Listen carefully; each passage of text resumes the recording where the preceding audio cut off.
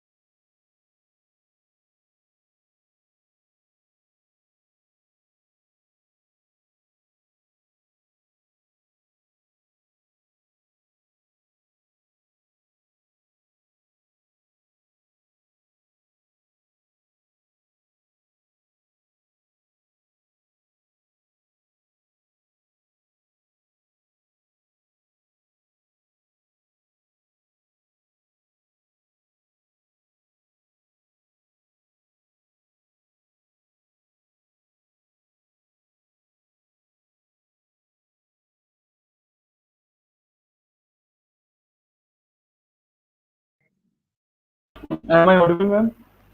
Yeah, I can hear you. Yeah, actually, there was a sort of glitch. We are Yeah, sorry for I that. didn't know I was You can continue. talking for a long time. I didn't Yeah. know this session. I wasn't live in that session. We are sorry Okay, for that, can I ma'am. continue? You can continue. Yeah, ma'am, Yes, sure. You can continue. Vinayak, please let me know if I'm asking you whether am I audible. It'll be great if you can respond so that I don't, you know, talk when Okay, ma'am. people are. Okay. Thank Okay, you. ma'am, sure. Please share your screen, ma'am. Yeah, yeah, I'm doing that.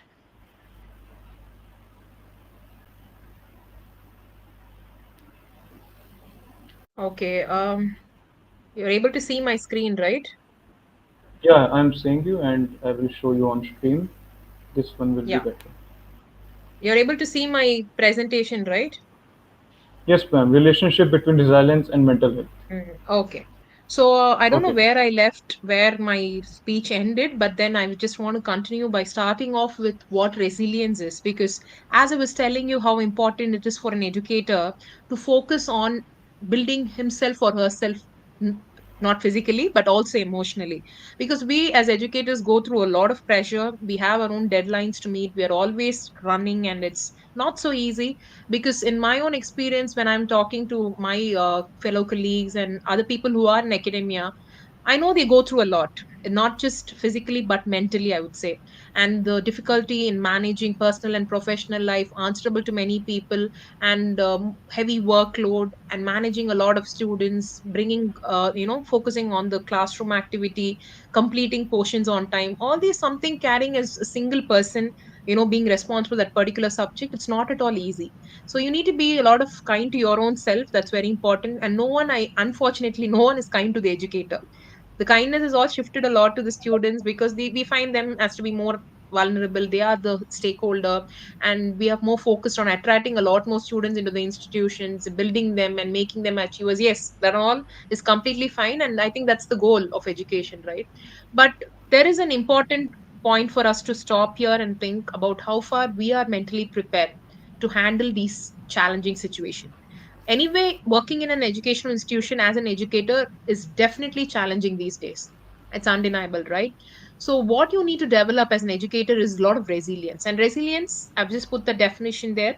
It's a proactive mindset for well-being and achievement, your well-being, and focusing on your achievement as an educator, and also as a personal achievement, not just completing your classes or just teaching. Yeah, that's definitely there, but apart from that, focusing on your professional and your personal achievement. I was talking about how, completing a PhD for me was something I felt it was a great achievement. And as an educator, I thought I was prepared. Yes, I could take lecturership because now I'm done with my PhD. But then when I started actually working, I understood I was just running week after week, completing 15 to 20 hours and doing a lot of admin work. It was just teaching students. It was just trying to become very automatic, very robotic. I felt I was, exhausting my own self. I missed the days when I was a PhD scholar where I used to read a lot of research papers, read newspapers, read a lot of books. I somewhere felt that that was not happening after I started working. And then I thought I should give some time, manage time, and make sure I give time to grow my own self intellectually and see to that my own passion, apart from teaching, apart from educating students, something that I really love to build and grow on. This is very important for every educator because, see, I'm from literature background, so there's a lot of genre of writing. So probably I'm interested in one particular genre where I would love to read books coming from that genre, and where I can publish research papers related to that. I'm happy if I publish creative writing or any academic papers. But if you don't give yourself that kind of a time for any intellectual growth or any spiritual connection that you want to make, or the connection that you want to build with people, networking, collaboration, so all this is something that will happen outside the realm of classroom, right? Not inside classroom. So we might think this is not very important because as teachers we are focused on the space of the classroom, because that's where we meet our students and that's where the transfer of knowledge happens. But the whole idea of becoming a full-fledged impactful educator would be to make an impact in such a way the student would carry the impact throughout his or her life. And that can happen only when we teach our lessons with passion, only when we meet our students with a lot of passion through the subject. You think an emotionally drained educator can deal things with a lot of passion? No, right? Of course, he or she will start with a lot of passion, but after the running for quite some time, understanding how the institution is continuously taking work from you, you don't have time for your own self, you don't have time for your family, you really don't have time to even prepare sometimes your lessons and then deliver. All this will somewhere impact your mental health. So, in order to meet those challenges, you need to be resilient. You should be emotionally strong, because there is going to be stress. There's going to be a lot of pressure due to heavy workload, but ensure you can follow a few tips that I'm sharing here, and you can pick out these tips and start implementing them in your daily life and see how it can really help you. So people with high, what is resilience? Just bouncing back from negative emotional experiences. So even when we as an educator, we work out, sometimes an unruly class will knock us down, right? We would have prepared a lesson and we would want to just do it with a lot of interest and ensure that the students are understanding us, and we're going to really ensure that the lesson is being well taught and students are going to do well. But sometimes when the classroom is becoming unmanageable, unruly, we lose our patience. For me, I'm someone who's a very cool educator. I would say I really don't believe in shouting or losing myself inside the class.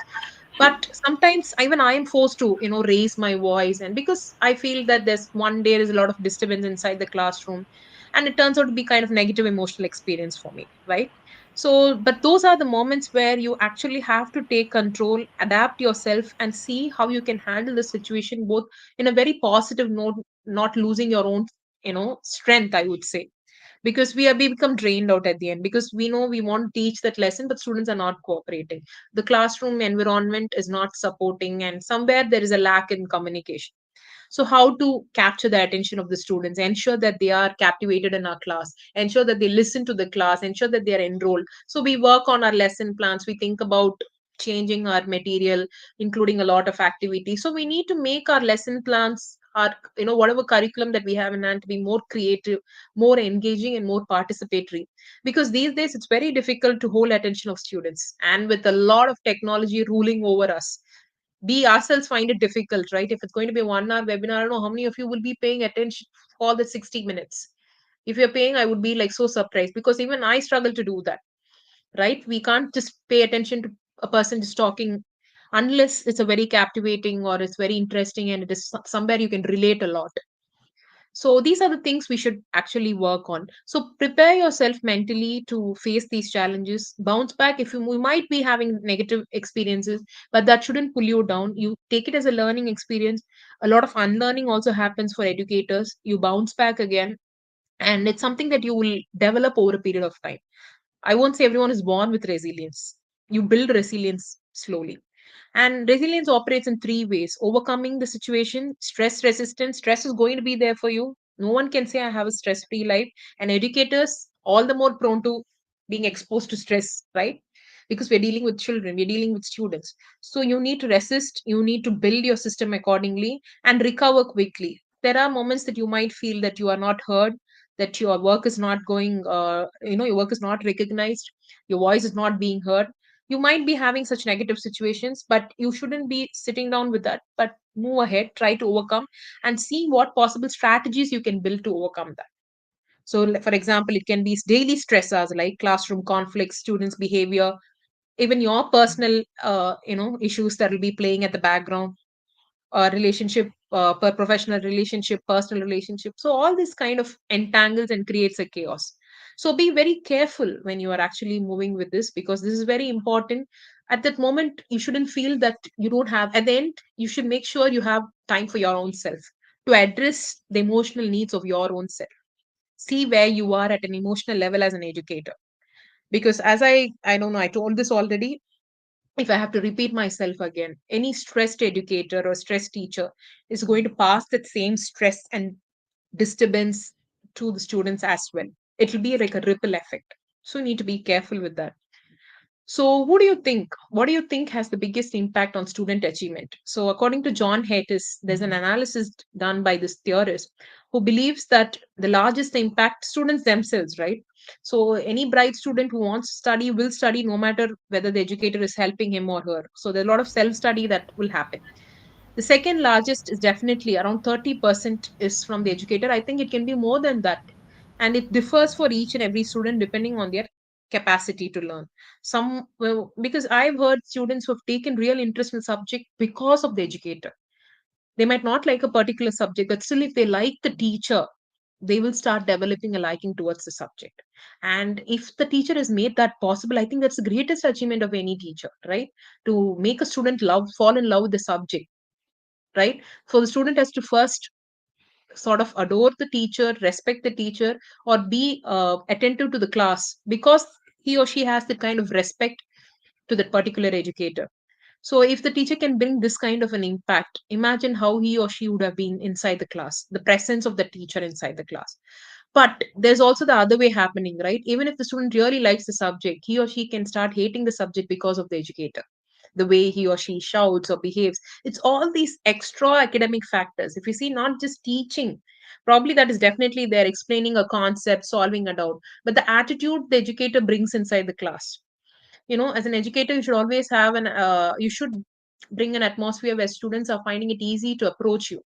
But an emotionally unstable or emotionally not well educator will always be insecure and might not give that kind of a confidence to a student. So he or she might not even feel confident to approach the educator to clarify doubts or have a discussion, right? So many times, if you see, even in the educational system, apart from teaching a particular subject, students will approach educators not just for the academic help alone, even with even their personal problems. I've had students who come to me with a lot of help that they would need in their when it comes to their personal space. They believe that I could do this because in the classroom I have created an impact, that I'm just not educating them with a lesson alone. Somewhere I'm educating them in life also. Somewhere I tie life lessons to my own, the things that I teach inside the particular art. Because luckily that I have literature. Literature deals with a lot of life issues, right?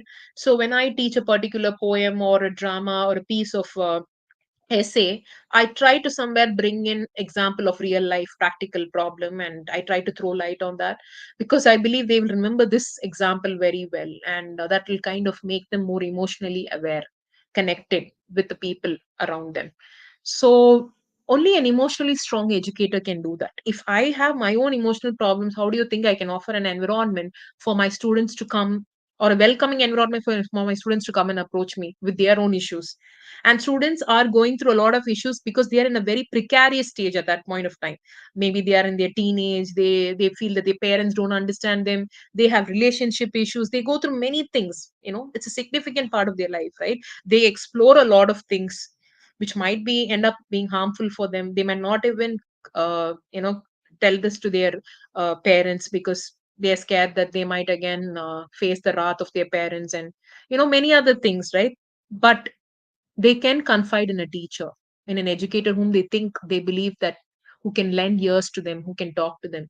Somewhere you see there's a lot of counseling also. As a good educator is a good counselor, a good therapist. So if I'm going to talk about therapy here, what do you expect from a therapist? Do you imagine a therapist is emotionally unstable, who's not so emotionally well, who's stressed, who's always in a pressure, who's always, who's not taking care of his or herself? You can never imagine a counseling therapist to be like that, because we know therapists focus more on their self, because they are in a position to provide that emotional care and support to their clients. And I think all educators are also providers of therapy. They are also counselors, because students are in a very vulnerable stage of their life at that point of time as they're traveling, and they will need the educator not just for the lessons. Of course, they, from the students perspective, you see, there's a pressure from the academics, there's pressure from their parents. They might be, there may be any relationship issues, or there's a lot of things that they would be in, right, which might be putting them into a place where they're not able to connect properly inside a classroom. So educator plays a very important role. And understanding the importance of the educator, that he or she is in a position to influence young minds, that will itself will make you focus more on your own mental health.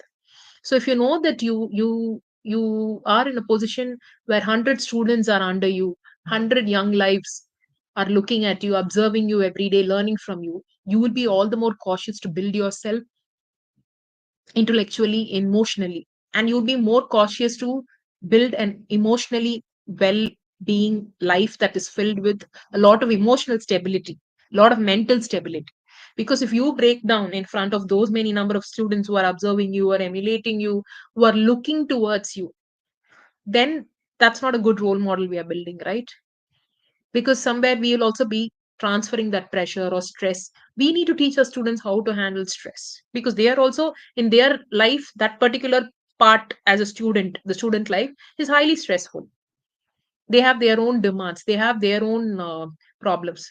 So probably they are learning from the educators as to how to handle these kind of stress. And if the educator himself or herself is struggling to handle stress, imagine the scenario.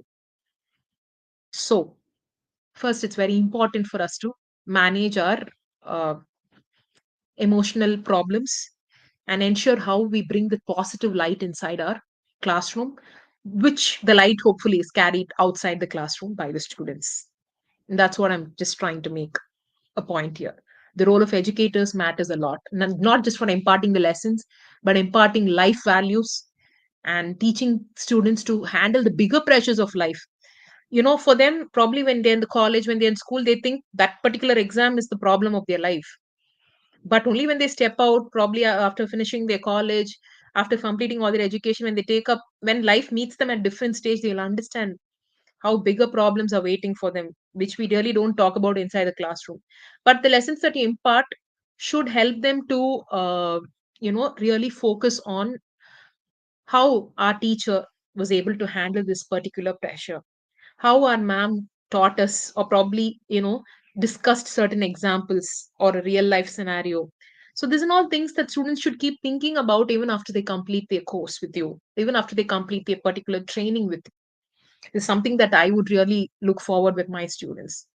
More than the lessons we discuss, it's more than life, it's life that we discuss.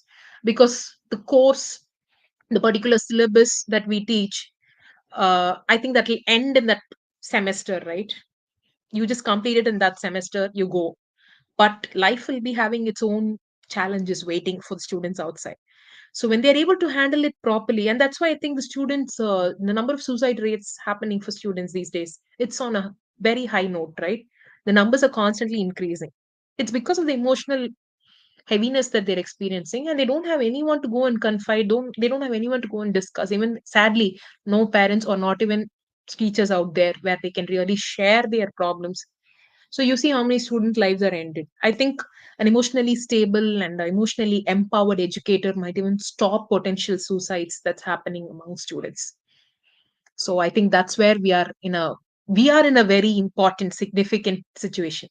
And understanding that should make us more careful, should make us more focused on the way we carry ourselves emotionally, on the way we take care of ourselves. The more we take care of ourselves emotionally, the better we project, and it moves to the students as well. It impacts the students as well. So why do you think educator well-being is neglected? Of course, the entire education system is learner centered. The emphasis on method, material, tools, results, grades, and it's more like a service attitude, right? So educators are just service providers. That's it. You just teach, you're done. And students feel that, yeah, you're there, we are paying. Probably we think, I mean, I felt it many times. Just there, you're just teaching us, we are paying the fee, and that's it.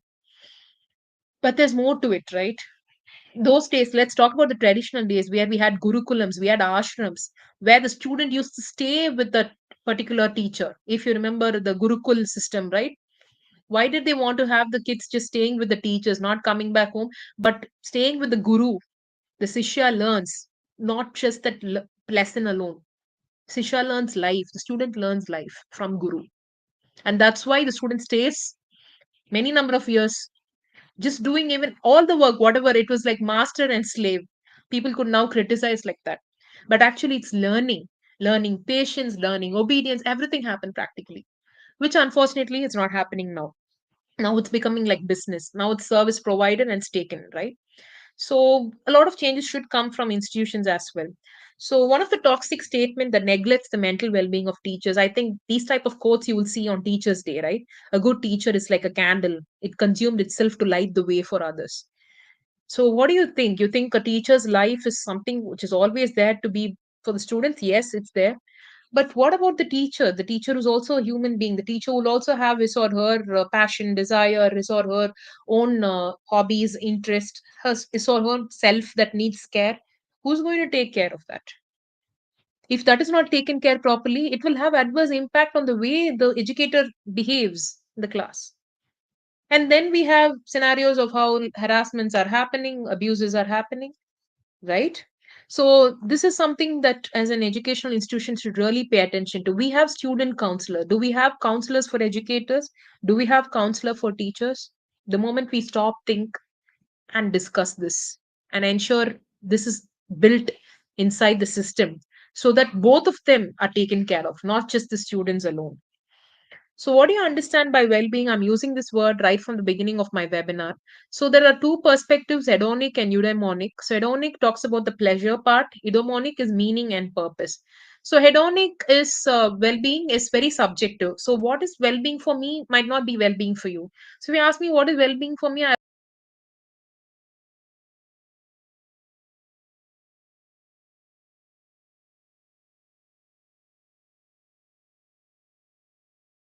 is enough. I'm healthy, that's it. They might not focus on mental health, right? So, for each one, it differs. So, that is hedonic. And next, if I talk about eudaimonic, it is finding meaning and purpose in what you do in life.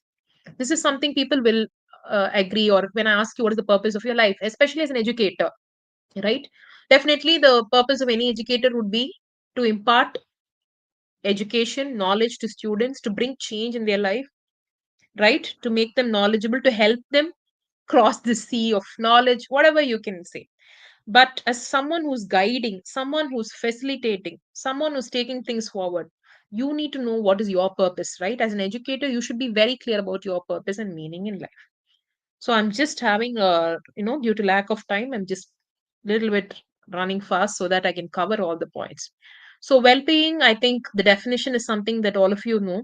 So why does it matter for an educator? So record rates of burnout and teachers leaving the profession. So a lot of teachers were actually quitting academia. I see that in LinkedIn, people just, they sometimes I feel sad when they read their post because they're forced to. There's a lot of passion, but because of the institutional working, a system that is not allowing them to giving them that freedom and space to explore or carry forward their service in the way that they would want to. So the teachers report poor mental health due to work stress, right? And educational system should focus on this. Being a successful educational institution is not just building strong academic records, it's also building emotionally strong educators, which is the need of the hour. So the balance between challenge and resources. So well-being is definitely you need to balance between resources and challenges. If you have less number of resources, the more challenges, again the stress comes, right? And resources and challenges can be psychological, social, and physical on all the three realms. So things that you build up to nurture yourself and strengthen yourself is something that comes as resources. For example, you do a lot, you have your family to support you, you have good friends, you have good community network. All this helps you when, especially when you're struggling with pressure, right? So you can just go out to these people, you have certain support system that can really help you to come, you find out people who will help you to cope with this stress. That's very important. So you will have your fellow colleagues who will help you to, maybe they'll share their way of their techniques inside the class that they follow, or they will help you or guide you. If you're someone who's a very new educator, you should have systems like this to help you. You need to find, you need to build network. So challenges are definitely, the stressful experiences are going to be common. What resources you have to combat them and how you're going to do that matters a lot. So if resources are more greater than your challenges, that's a good balance, right? So keep building your resources. I think the best way to make yourself emotionally strong is to focus on you, invest on you yourself, right? Professional development and self efficacy very important. As I told you, I think, I hope those points, I don't know whether you missed it because of this technical glitch. I was telling how important for you is to focus on your own development as an educator, not just completing the number of hours and just coming to school, college, completing the lessons and going, but then seeing what is your hobby, what you can do during your leisure time, what really what you're inclined towards, what is your passion in that particular field, what is your area of research, how do you want to build it continuously. Apart from teaching students, what else do you really do to make yourself grow as an intellectual person is something not just for your professional records alone, it's for your own satisfaction, right? So well-being is something that not only, see, if I want to be emotionally well-being is something that I really focus. I want to be an emotionally stable person. But definitely the system that I'm working in, if the educational system I'm working in is not focusing on that, I'm going to face a lot of challenges. And that's why the conversation that we have today is something that I hope will develop into a very serious discussion, and changes will be brought in the educational system, like for bringing a implementing changes in the way lessons are taught, ensure that there is a counselor for educators, ensures that educators are availing therapy sessions, they're able to consult people, they're able to reach out for help. All this is something institutions have to focus on. Otherwise it'll only be like a one man battle, right? You can't just have only the educators trying their best to focus on their own self. Institutions should be supporting them, like the kind of support they would lend for their students, right? So teachers should know to take care of their self. Practical ways, certain challenges, definitely like excessive workload is not a personal issue, but a structural systemic issue, right? So teacher well-being is definitely influenced by external factors like leadership, policies, curriculum, and nature of the institutions. And any toxic working climate will definitely disempower the educators, and it will make their passion to die. If an educator loses the passion because of this workload, because of institutional dysfunction, I think they will stop impacting the students. And if the impact is not made, and what's the purpose in education really happening, I would say? An impactless class, right? An influence, a non influencing classroom where lessons are just taught for the sake of completing, where life lessons are not being touched on, where there is no time to discuss anything but just what is in the textbook. So all this is something will where even students will start losing their interest over a period of time, and everything will start flowing mechanically. So a lot of changes should come from within the educational system. So I would urge all the educators to build a strong networking dialogues, and in case if you're in a position to make such changes in your institution, please do consider doing that, where you can at least a first as a first step, I think a very significant step, you can have career counselors, sorry, not career counselors, counselors for educators. I think even career, because how to improve, develop themselves professionally and personally, so they should be able to access therapy easily, like how students have counselors. So this is a very simple significant step any institution can start, so that educators can always count on them. So, common mental health challenges I've already discussed a lot, and it's something that every educator would know and experience. So, importance of mental health for teachers. Mental health impacts the effectiveness in classroom. As I told you, it promotes better mental health, better work-life balance, resilience, creativity. It empowers the educators, right? They become more passionate, more creative, increase job satisfaction, which would prevent any kind of attrition. It supports student mental health, right? They're also learning. Remember, you're just holding a mirror for the students to enter into the society. So if they know there's this teacher who's losing her cool, who's just shouting, there's a lot of feel that this teacher is not behaving in a so-called matured way, then the students are also learning from him or her, right? It's okay to act like this inside a classroom. Students are looking towards, even if they don't tell you, they are observing you, they're learning a lot from you. The way you behave, your body language, your words that you use, everything, you are in a position to influence them. We are like celebrities for our students. Definitely we are influencers for our students, right? No matter how much ever they are being influenced by other celebrity out there in Insta reels or whatever, in the class we are their celebrity. They look towards us, the way we carry ourselves, the way we dress, the way we use our hands, the body language, everything, the words we choose matters a lot. And for that, better emotional management comes into play. And there's a lot of points I think I can go on and on, but already it's going to be 8. I hope I'll get some extra time, Divya, Vinayak. I hope so, because I have quite a few things to discuss. So, mental health and teaching environment, definitely there's direct impact on students' emotional state and learning environment. The serious implications on mental health development of students. So, if the educator is not focusing on mental health, definitely that will impact the effectiveness of teaching and student teacher relationship as well. So higher level of achievement among students can also be attributed to teachers with higher emotional well-being, right? So that's something that you need to really have in mind. So teachers with high well-being, emotional well-being, teach more creatively. They have a highly energetic teacher, passes the energy, it becomes contagious, right? The energy is passed, and the students feel that they really have a purpose in learning that lesson. So, ways to improve mental health of educators, the counseling service I talked about, institutions should make sure it happens. Mental health workshop and training, both for students and very importantly for educators.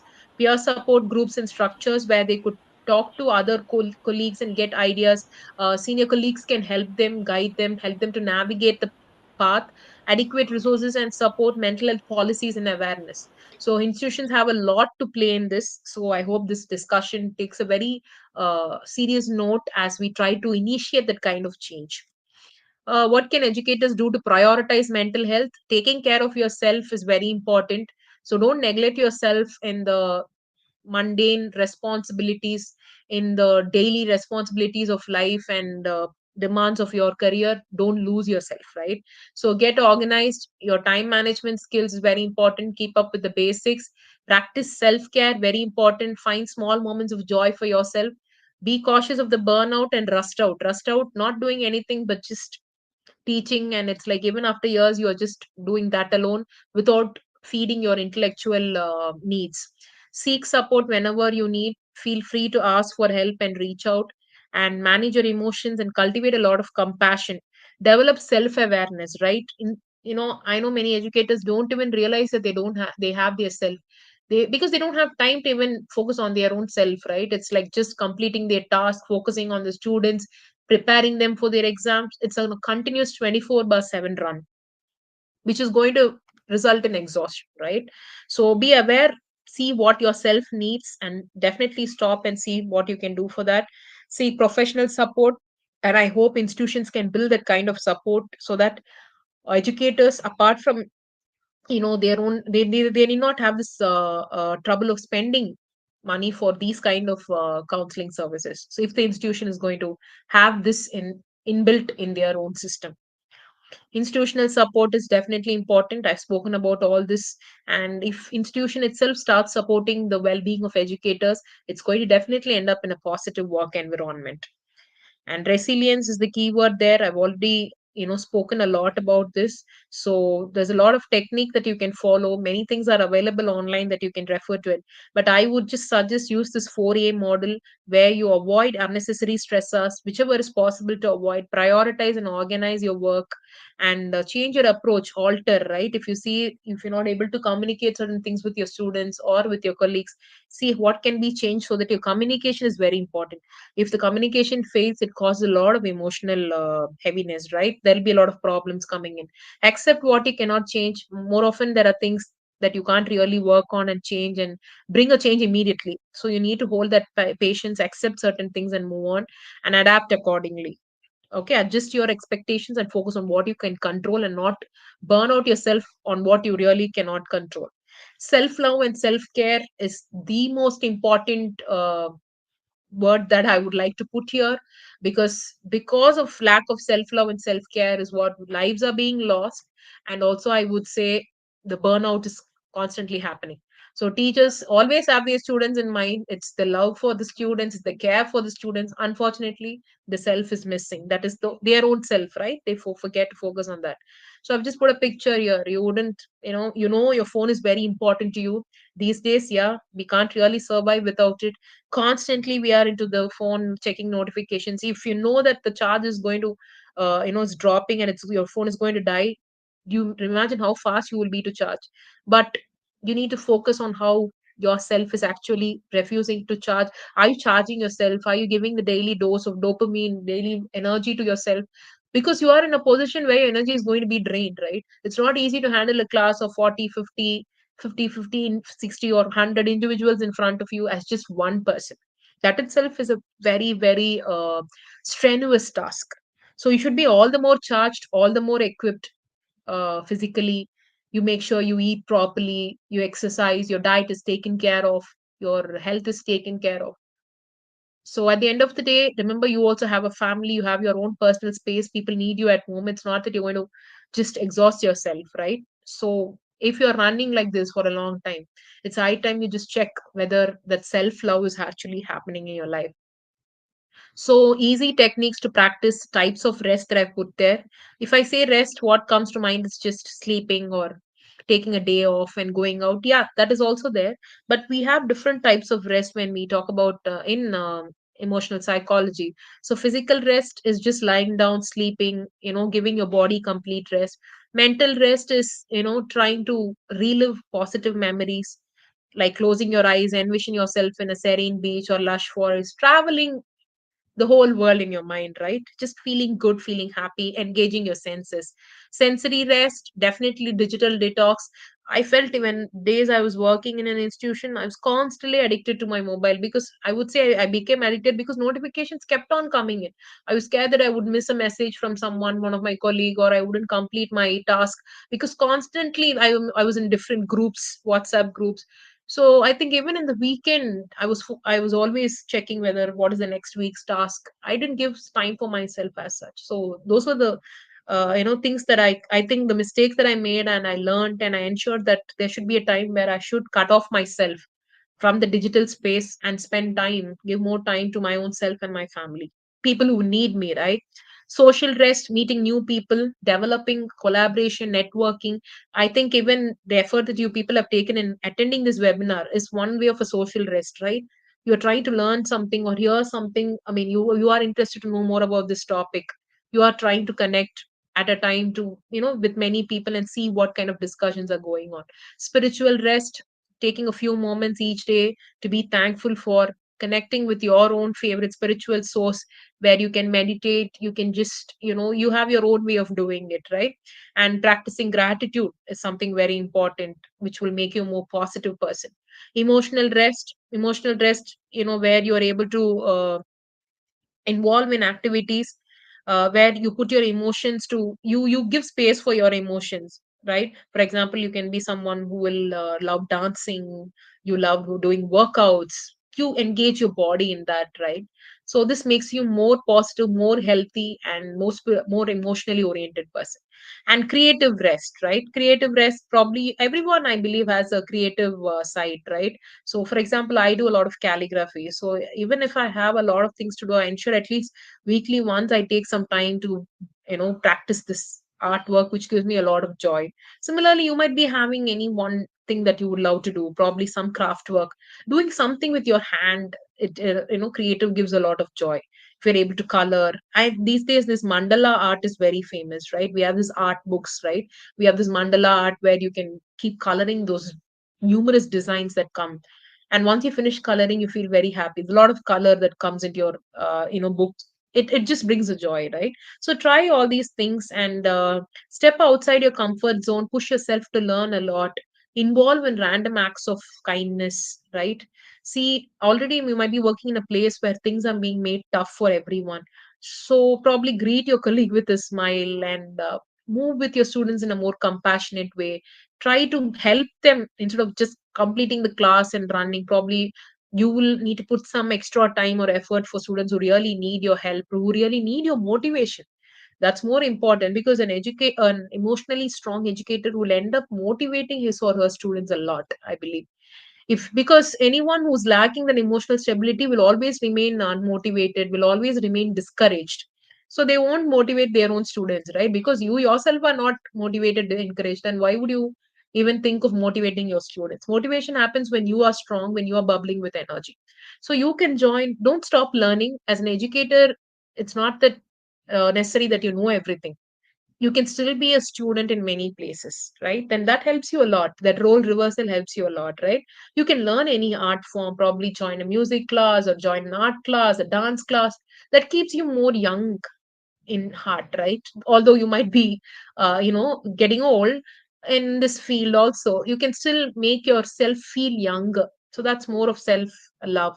And speak up for challenges, be very vocal about what you think, and teach your students to be that. And maintain a journal where you record your emotions, where you write how you feel. Take some moment to reflect on the day before you go to bed. So all these little things, these changes really make a lot of big impact in your life. Remember, every impact it makes in your life, it's going to impact your students life as well. And I think we have a lot of tips that will help you to build emotional intelligence. I think those are the things I said. Again, I'm not going into it again because we are running out of time, but I think you would have got an idea as to what I'm really trying to say. I'm trying to draw your attention to your own self, and I think that's the goal of today's webinar, to see whether your emotional skills are in place. That's very important in an educational system where our academic skills, our research skills, our writing skills, our language skills are playing a lot of importance. Yes. So where does an emotional skill go? Where does emotional intelligence go?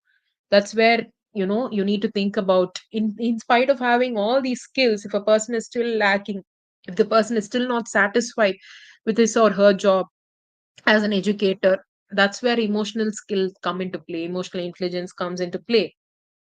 So there are many things that I've put. I think I can even share the PPT so that you can read through it. And yeah, keep reading a lot. Reading a lot definitely helps you to connect with the world. It makes you more knowledgeable. Reading of your interest, of your area of teaching. Listen a lot, reflect, and keep taking rest every time, wherever time permits. I think shouldn't say time permits. You should make time for rest. Keep the passion alive. Remember, you also were student, right? So you also had your own educators who influenced you in a both positive and negative way. So be the educator the student in you would want to be, right? So travel and explore a lot, keep your inner child alive, pay a lot of attention to your own self, and spread positive energy. As a constant care giver, learn to take good care of yourself. That's the one thing that I'm emphasizing right from the beginning of the session. You are in a position to give care. It's actually, education itself is a word that was derived from, I think, from a non-English term. I don't know from which language. It means educare. It taken. So if you see educare, education comes with care. It is a way of not just dumping knowledge on the students, but doing it, transferring knowledge with a lot of care. If you just do it systematically, you're just transferring knowledge. Yeah, that, and of course students are there. They will, people, students who are very intelligent, they can grasp it, they can just take it. But if you do it with a lot of care, you're going to make an impact, and you might even be helping a student who's struggling with the lesson, right? So all this place is where you see emotional intelligence comes into play, emotional well-being comes into play. So I'm just nearing towards the end of the presentation. There's this question on screen: what is the most valuable resource in teaching?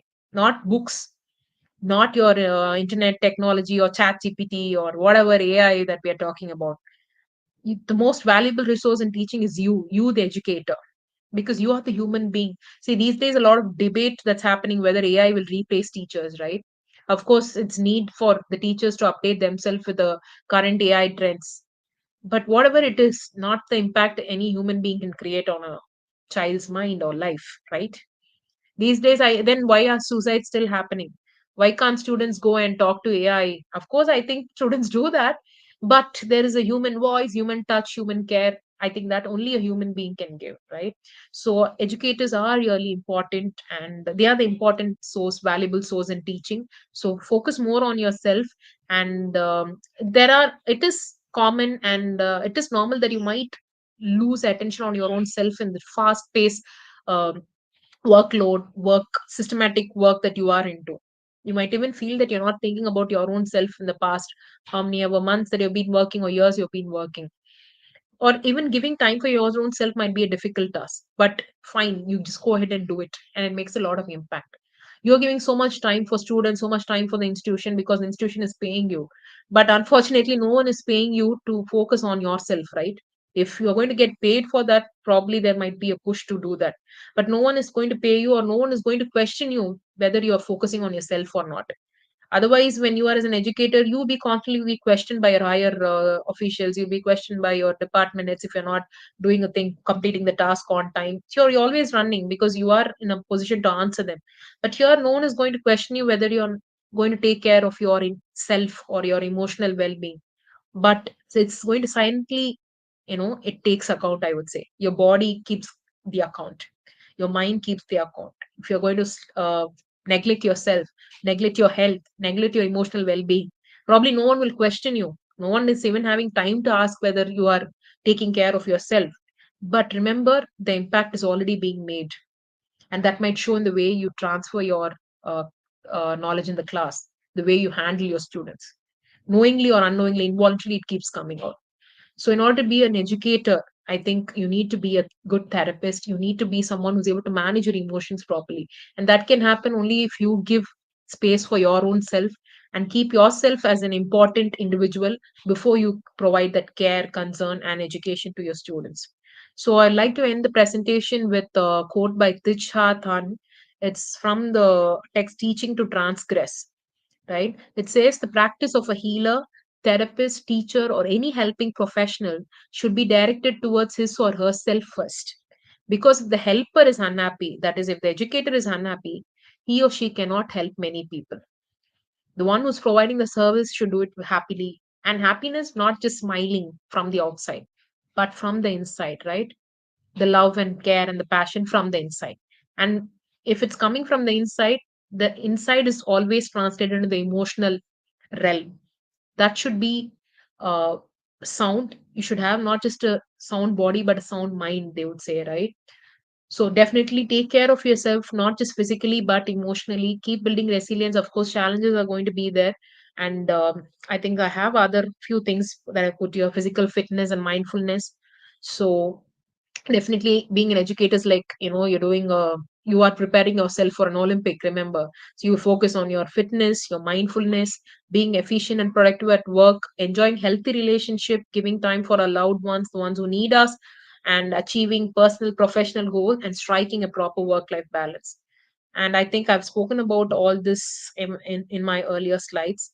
So social emotional competency is something that we need to develop as educators, very important, by focusing on our self awareness, managing ourselves, socially being aware, building positive relationship and responsible decision making, and sustaining well being through continuous improvement cycle, right? You can bring your own innovative approach to your lessons. By probably you will have a lesson plan, you will know what course you are handling, how to teach that.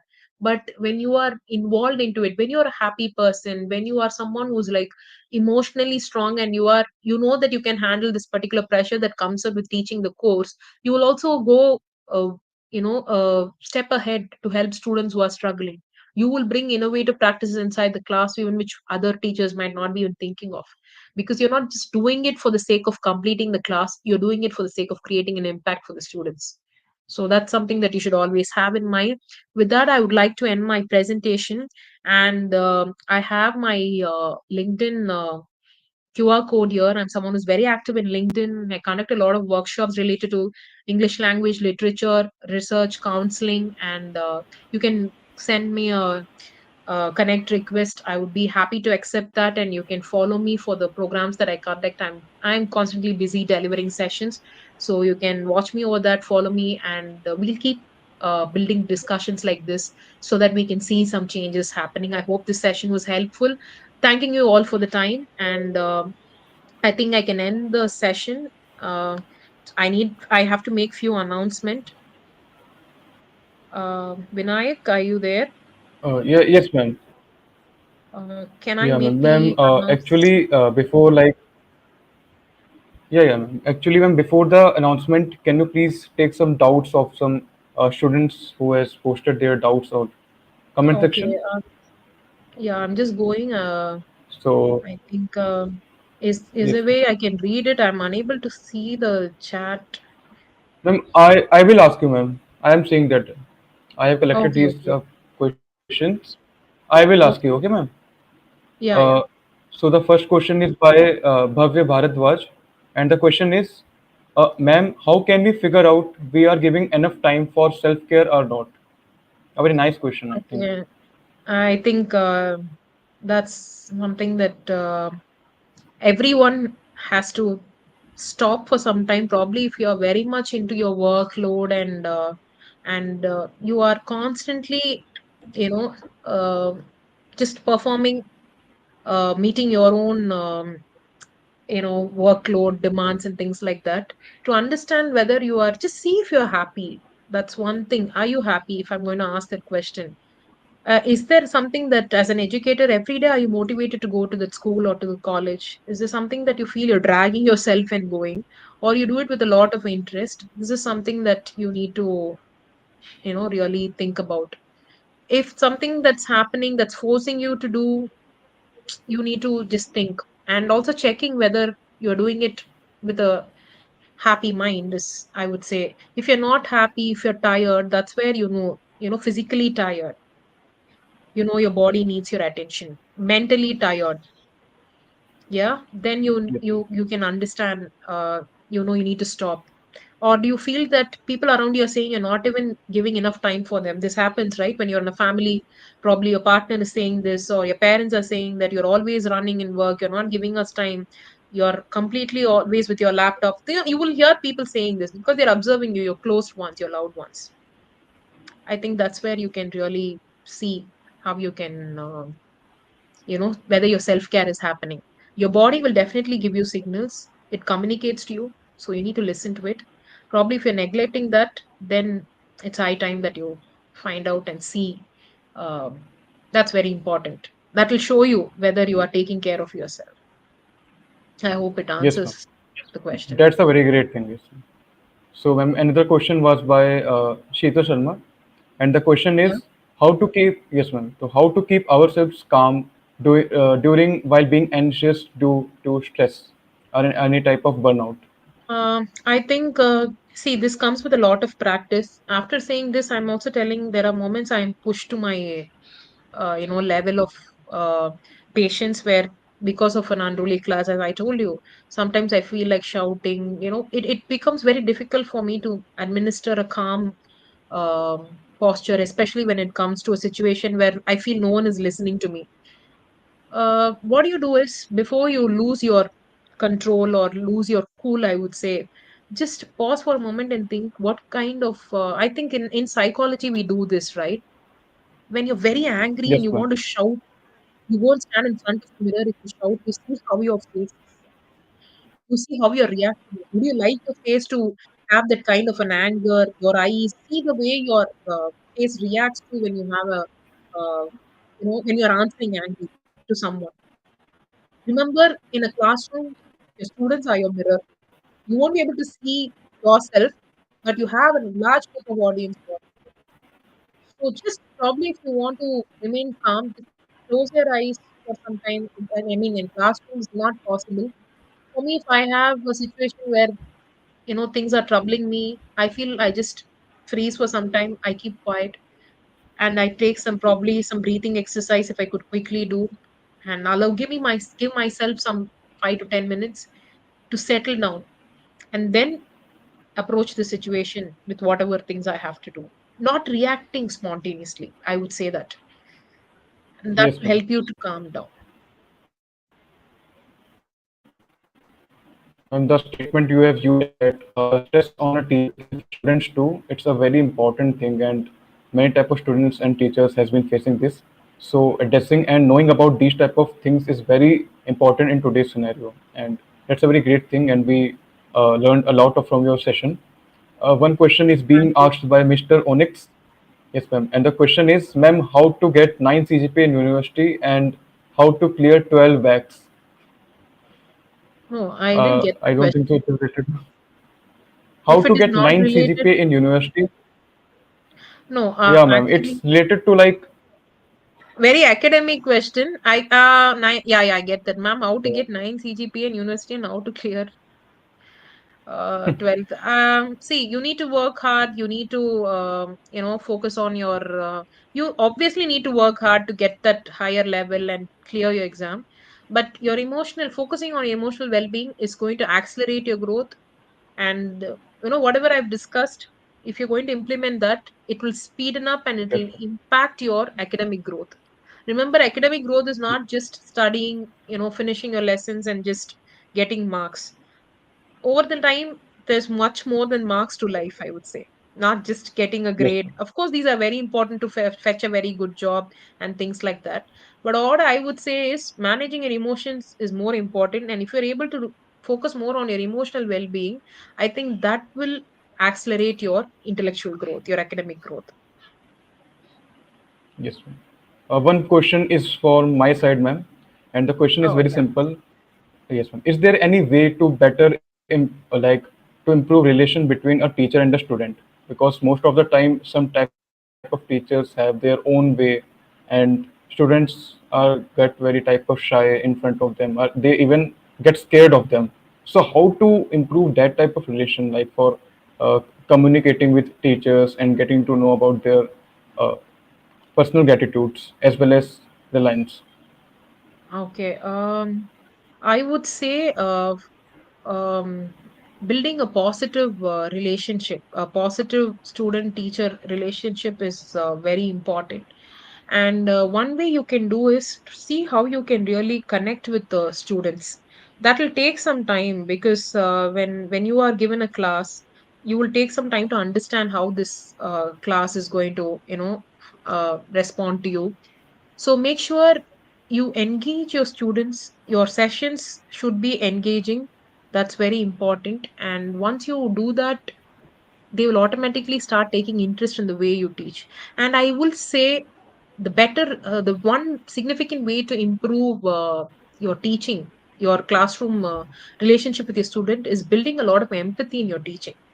So these days, educators, again, we are also in our own fast pace. We just want to come, finish our lessons, and just go. We don't even remember the names of our students, right? But dealing with empathy and compassion, ensuring that you make your students feel that you are there for them, not just finishing the lesson, but also way beyond that. If you're trying to show that kind of kindness and empathy, I think that will create a lot of impact, and students will automatically develop the trust in you, and they will start looking forward to your help and looking forward to your sessions. It's not that it won't be boring. They know that you will deliver an engaging session. They know that you are an understanding person. Of course, they also have their own workloads, they have their own demands, as I told you. But when you start showing Yes. empathy, I think that will bring a lot of difference.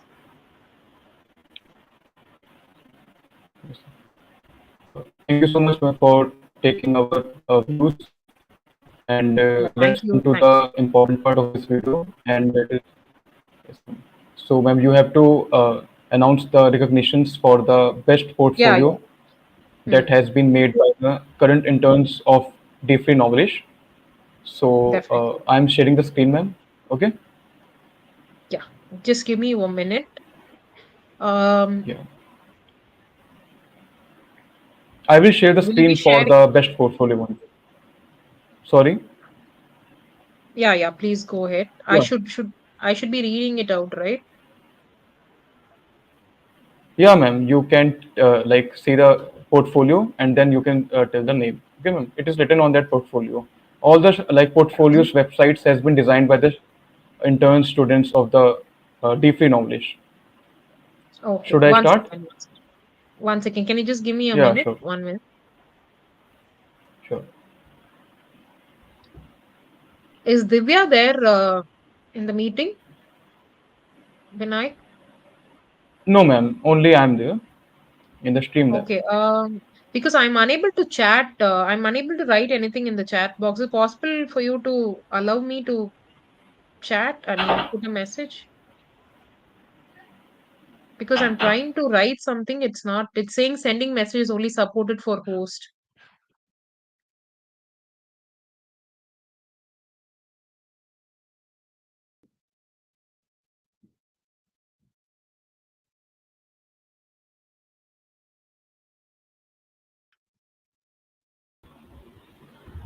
Yeah, ma'am. You can see. No, I'm unable to. It says sending Please messages see in only the. support. How do I?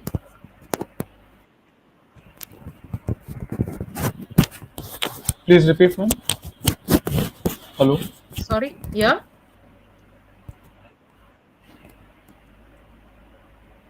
Could you please repeat your question, ma'am?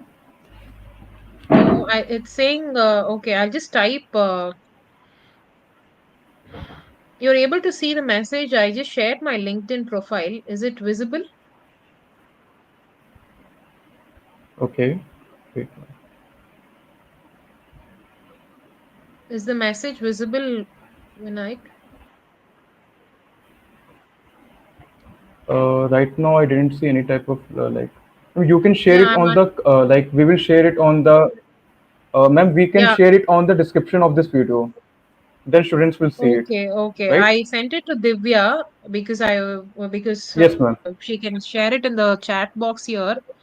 I would love to connect Yes, with the ma'am. people. You can show me the thing for that Yes, ma'am. announcement. Yes, ma'am. We can pin also the chat Yeah, bot. I have the list actually. Can I start reading? Yes, ma'am. I will share the portfolio also. You can start. Yeah.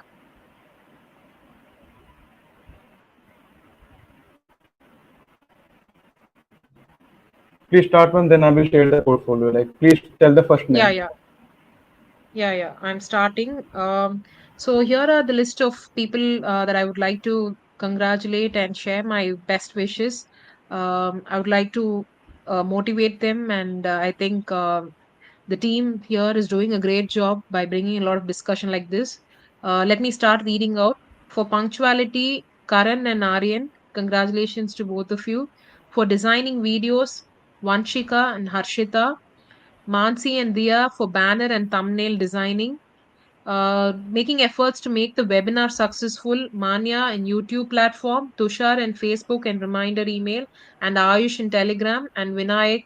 Thank you so much for being a wonderful host out there, team lead, and Apura for team management, and for email marketing, Moshina and Kirti, website handling Dev, creative Figma designs Ketan, promptness recognition Bhavya, Hardik for data analysis, Karan for being 100% punctual, completing all the tasks on time, first one to share everything and handling social media, creating content and uploading on time and working on email part as well. And best portfolio goes to Vinayak, Moshina and Vanshika. So I think I've mentioned all the names. I hope I haven't left anyone. Congratulations to the team. Thank you so much for making this event a grand success. Best wishes to all of you. Thank you very much, ma'am. So Yeah. this is end up for the day, Best portfolio. and we Best truly hope that you portfolio have we have. enjoyed it. Yeah, I think I'm yet to make another announcement. Best portfolio, Vinayak, Moshinha, and Vanshika. Yeah, if I've missed out, yes. That's it. Thank you. So we will be I sharing think a I've announced feedback all. form shortly. Your thoughts will help us. Sorry, Yes, ma'am. Please repeat. I've I announced am all the saying this to the names. viewers, ma'am, YouTube viewers. Yeah, ma'am, Yeah, sure. I Vinayak. am sharing the feedback form thing to the viewers. Yes, ma'am. Yeah. Hello. Yeah, I can hear you, Vinayak. Okay. Yes, ma'am. And So, viewers, thank you. we will be sharing a feedback form. Thank you, ma'am. Viewers, we will be sharing a feedback form shortly. Your thoughts will help us improve and bring more through future webinars. And remember, if you or your institution need any type of research writing, journal publishing, or academic guidance, please feel free to contact Ify Knowledge. Thank you for being such a wonderful audience. Thank you very much, ma'am, Thank for you so joining this much. session and for your Thank you so quality much. Yeah. speech. Yeah. Thank you all. I've Thank you, shared ma'am. the And LinkedIn thank profile you has all. been shared by the team. Please connect over LinkedIn. Wishing to see you there. Thank you. Thank you, everyone. Thank you very much.